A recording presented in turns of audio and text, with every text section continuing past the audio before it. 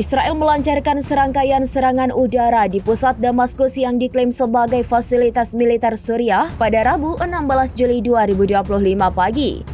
Dalam video yang beredar, bangunan yang menjadi target serangan meledak hebat hingga menimbulkan kepanikan warga setempat.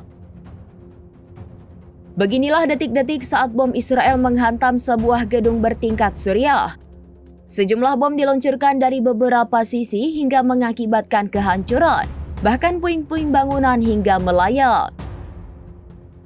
Israel mengklaim serangannya menyasar infrastruktur militer utama Suriah, termasuk markas besar Kementerian Pertahanan Suriah dan sebuah fasilitas di dekat Istana Presiden. Menteri Pertahanan Israel Katz sebelumnya telah memberikan peringatan sebelum penyerangan.